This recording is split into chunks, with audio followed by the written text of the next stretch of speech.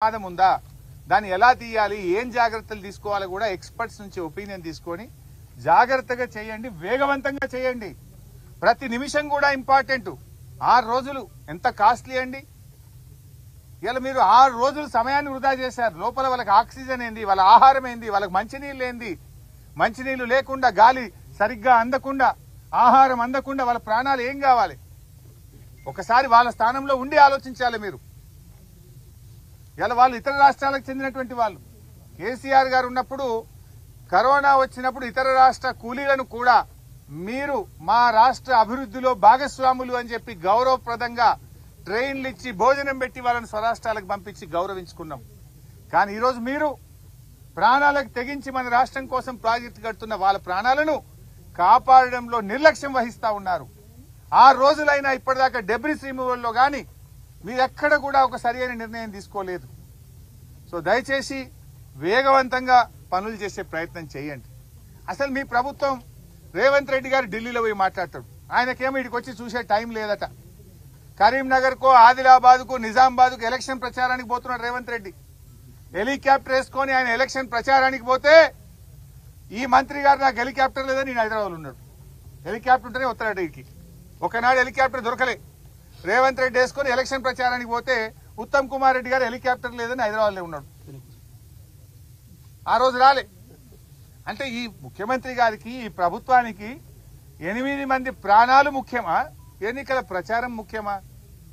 What is that you are doing? ఎట్లా పోతాడు? ఎందుకు రేవంత్ రెడ్డి గారు ఇక్కడికి రాలేదు? ఎందుకు ఒక లైన్ ఆఫ్ డైరెక్షన్ ఇవ్వడంలో ఫెయిల్ అయిండు? ఎందుకు రేవంత్ రెడ్డి గారు సమీక్షించలేదు ఇక్కడికి వచ్చి? ఎందుకు ఆ కుటుంబాలను ధైర్యం చెప్పే ప్రయత్నం చేయలేదు? నేను అడుగుతా ఉన్నా. ఎలక్షన్ పోవడానికి తీరిక ఉన్నది నీకు, ప్రచారానికి పోతున్నావు ఎలక్షన్లకు. కానీ ఇంత ముఖ్యమైన ప్రాజెక్ట్ ఈ రాష్ట్రంలో కుప్పగూలిపోతే పట్టించుకునే బాధ్యత నీకు లేదా అంటున్నా. అసలు ఇవాళ కాంగ్రెస్ అధికారంలో వచ్చిన 15 నెలల్లో 4 ప్రాజెక్టులు కూలిపోయినాయి. ఖమ్మం జిల్లాలో పెద్దవాగు కొట్టుకుపోయింది. చాలా ఆస్తి నష్టం, పంట నష్టం జరిగింది. ఇవాళటి వరకు ఆ ప్రాజెక్టు పునరుద్ధరించే పని జరగడం లేదు. సుంకిశాల కుప్పగూలిపోయింది. హైదరాబాద్ కు మంచినీళ్ళు ఇచ్చే సుంకిశాల ప్రాజెక్టు మీ నిర్లక్ష్యం వల్ల, అవినీతి వల్ల ఇవాళ అది కూలిపోయినటువంటి పరిస్థితి ఉన్నది. పాలమూరు ఎత్తిపోతల పథకంలో భాగంగా నిర్మించిన వట్టెం పంప్ హౌస్ జలమయం అయిపోయింది మీ యొక్క నిర్లక్ష్యం వల్ల. ఇవాళ ఎస్ఎల్బీసీ టనల్ కూలిపోయినటువంటి పరిస్థితి ఏర్పడ్డది. 4 ప్రాజెక్టులు కూలిపోయినాయి మీ 15 నెలల్లో. ఏం చేస్తుంది ప్రభుత్వం నేను అడుగుతా ఉన్నా. అసలు నీళ్లు, ఉన్న నీళ్లను కూడా కాపాడలే మీరు. శ్రీశైలం ఇప్పుడు అడిగలు చూస్తే మొత్తం ఖాళీ అయిపోయింది. మనకు శ్రీశైలం మీద మహబూబ్ నగర్ జిల్లా కల్వకుర్తి, నెట్టంపాడు, భీమా దాదాపు 2,50,000 ఎకరాలకు నీళ్లు రావాలి. మంచినీళ్లు మొత్తం ఉమ్మడి మహబూబ్ నగర్ జిల్లాకు కూడా దీని మీదనే ఆధారపడ్డది. మొత్తం శ్రీశైలం ఖాళీ అవుతా ఉంటే ఏం ప్రభుత్వం నిద్రపోతుందా? గుడ్లప్పగిచ్చి చూస్తుందా? ఎందుకు చేతగాక చేవలేనట్టుగా ఈ ప్రభుత్వం పనిచేస్తా ఉంది? ఇవాళ కల్వకుర్తి కింద 2,30,000 ఎకరాల ఆయకట్టు ఉంది. రేపు నీళ్లు తగ్గిపోతున్నాయి శ్రీశైలంలో. అక్కడి నుంచి ముచ్చెమర్రి నుంచి తీసుకుపోతున్నారు, పోతిరెడ్డిపాడు నుంచి తీసుకుపోతున్నారు. ఆపే బాధ్యత మీకు లేదా అని నేను అడుగుతా ఉన్నా. ఇప్పుడు అక్కడ సాగర్లో, అక్కడ కూడా నీళ్లు లేవు. సాగర్ ఆయకట్టు 6,30,000 ఎకరాలు సాగర్ ఆయకట్టు ఉన్నది. 2,50,000 ఎకరాలు మహబూబ్ నగర్ లో ఉన్నది. దాదాపు 10 లక్షల ఎకరాల ఆయకట్టు ఉన్నది. అటు సాగర్ నీళ్లు కుడికాలువకి వెళ్ళి ఆంధ్రప్రదేశ్ తీసుకుపోతున్నారు, ఇటు రాయలసీమకు పోతిరెడ్డిపాడికి వెళ్ళి తీసుకుపోతుంటే కేఆర్ఎంబీతో మాట్లాడడమో, కేంద్ర జలవనరుల మంత్రితో మాట్లాడి ఆపే బాధ్యత మీకు లేదా? బీఆర్ఎస్ పార్టీ ముళ్లు గట్టబట్టి పొడిస్తే తప్ప ఈ ప్రభుత్వం నిద్రలేస్తలేదు. ఒక్కసారి కాదు, మీరు చూశారు.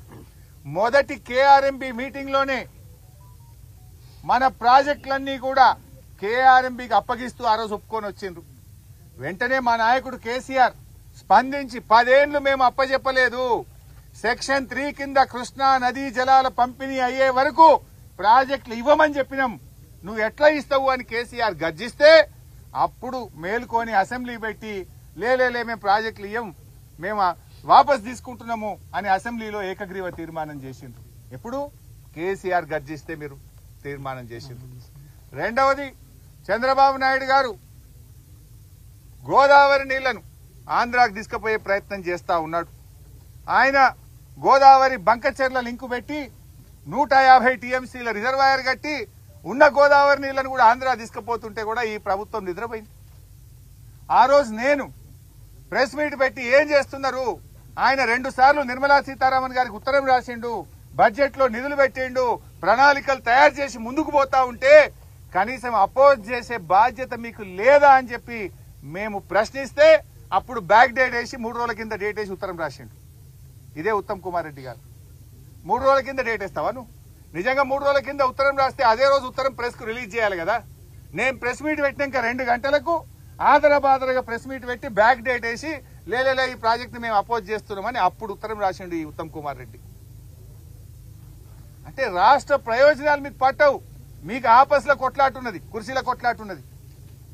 మూడవది, మొన్న కృష్ణా జలాలు ఉన్న నీళ్లన్నీ కుడి కాలువ ద్వారా రోజు 10,000 టీఎంసీలు పోతున్నాయి, 10,000 క్యూసెక్కులు రోజు పోతా ఉన్నాయి కుడి కాలువతోని. అటు రాయలసీమ తీసుకుపోతున్నారు. మన పంటలు ఎండిపోతాయి. 10 లక్షల ఎకరాలు ఉంది. హైదరాబాద్ మంచినీళ్లు, ఉమ్మడి నల్గొండ జిల్లా, ఉమ్మడి ఖమ్మం జిల్లా, ఉమ్మడి మహబూబ్ నగర్ జిల్లా, మహబూబాద్ జిల్లా, రంగారెడ్డి జిల్లాకు మంచినీళ్ళకి తిప్పలవుతుంది. ఏం చేస్తున్నాయా అంటే అప్పుడు కేఆర్ఎంబీ చైర్మన్ దగ్గరికి పోయింది ఉత్తమ్ కుమార్ రెడ్డి. నేను అడిగినాక తెల్లారి మీటింగ్ పెట్టిండ్రు. ఏమని? సెక్రటరీల మీటింగ్. అరే మా తెలంగాణకు అన్యాయం అవుతుంది, నీళ్ళని పోయినాయని గప్పుడు నిద్రలేసారు. అంటే ప్రతిపక్షం ప్రశ్నిస్తే తప్ప ఈ ప్రభుత్వం స్పందించడం లేదు. రాష్ట్ర ప్రయోజనాలు కాపాడడంలో ఈ ప్రభుత్వం పూర్తిగా ఫెయిల్ అయిపోయింది, విఫలం చెందింది. అది కేఆర్ఎంబీకి ప్రాజెక్టులు అప్పచెప్పడమైనా, గోదావరి జలాలు రాయలసీమకు తరలించే విషయంలోనైనా, కృష్ణా జలాలను తమ వాటా కంటే ఆంధ్రప్రదేశ్ ఎక్కువ తరలిస్తుంటే దాన్ని ఆపడంలో, రాష్ట్రం యొక్క హక్కులు కాపాడడంలో ఈ ప్రభుత్వం పూర్తిగా ఫెయిల్ అయిపోయింది. ఘటనా స్థలాన్ని పరిశీలించారు, అక్కడ జరుగుతున్న రెస్క్యూ ఆపరేషన్ అంతా కూడా అబ్జర్వ్ చేశారు. మీ వెనుకనే రెస్ట్ తీసుకుంటున్నటువంటి ఉత్తమ్ కుమార్ రెడ్డిని వివరణ అడుగుతారా? ఈ 6 రోజుల పాటు ఏం చేశారు? ఇప్పుడే 6 రోజుల్లో ఏం జరిగిందో ఇప్పుడే చెప్పాను కదా నేను. 6 రోజుల్లో there is no line of action. ఇప్పటి వరకు ఇవాళ ఒక తట్టెడు మట్టి తెచ్చింది అంతే. లోపల వాళ్ళు అడిగితే అందాలకు చెప్పారు. పాపం వాళ్ళు కరెక్ట్ గా చెప్పారని అనుకోను గాని 5 నుంచి 10,000 క్యూబిక్ మీటర్ల డెబ్రిస్ ఉంది లోపల అంటున్నారు. మరి 5 నుంచి 10,000 క్యూబిక్ మీటర్ల డెబ్రిస్ బయటకు తేవాలంటే ఎట్లా తెస్తారు? వీళ్ళు 2 days లోనే చేస్తామని చెప్పేసి అన్నారు. నేను వాళ్ళని అడిగిన అక్కడ కొంతమందిని 2 days లో చేయాలని నేను కోరుకుంటున్నా, 2 days లో చేయాలని భగవంతుని నేను ప్రార్థిస్తున్నా. I wish they should do. కానీ పరిస్థితి అట్లా లేదు. 6 రోజులు పొడగొట్టింది కదా. 6 రోజుల్లో ఏం పని చేశారు మీరు? 6 రోజుల్లో అసలు జరిగిన పని ఏంది ఇప్పటిదాకా?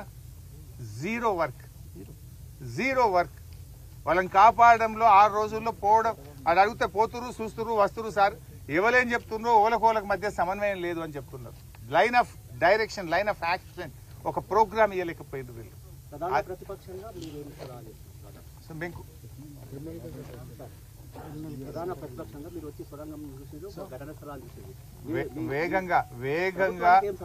వేగంగా సహాయక చర్యలు చేపట్టండి.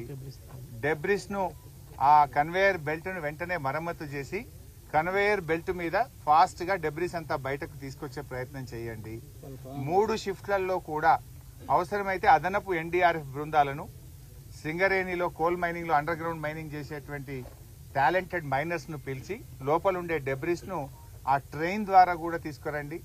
అదేవిధంగా మన కన్వేయర్ బెల్ట్ ద్వారా కూడా తీసుకురండి. సైమల్టేనియస్ గా రౌండ్ ద క్లాక్ 3 షిఫ్టుల్లో పనిచేసి వారిని కాపాడి వారిని తొందరగా బయటకు తెచ్చే ప్రయత్నం చేయాలని చెప్పి మేము కోరుతాం.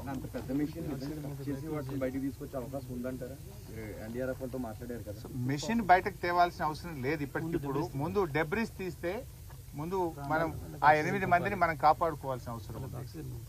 వాళ్ళకి ఇంతవరకు ఆక్సిజన్ పంపే ప్రయత్నం మనం జరగాలి కదా. ఆ లోపల ఉన్న వాళ్ళకు వివిధ సోర్సెస్ లో మరి ఏ రకంగానన్నా ఇంకా లోపలికి పంపే ప్రయత్నం కానీ వాళ్ళని కాపాడుకునే ప్రయత్నం జరగాలి. ఇప్పుడు ఆ డెబ్రిస్ తర్వాత ఏముందో ఎవరికీ కనబడడం లేదు. మరి 6 రోజుల్లో ఇంతవరకు ఎందుకు డెబ్రిస్ తీయలేదు? ఎందుకు ఒక లైన్ ఆఫ్ యాక్షన్ చేయలేదు? ఎందుకు కన్వేయర్ బెల్ట్ ను ఆపరేట్ చేయలేదు? ఎందుకు ఉన్నటువంటి ఎగ్జిస్టింగ్ ట్రైన్ ద్వారా మీరు ఫాస్ట్ గా అక్కడ ఉండేటువంటి మడ్ ను గానీ డెబ్రిస్ ను తెచ్చే ప్రయత్నం చేయలేదు?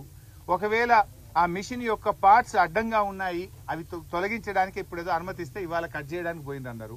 ఈ పని ఏదో 5 రోజుల కిందనో 4 రోజుల కింద ఎందుకు చేయలేదు? This is what we're asking. So fine.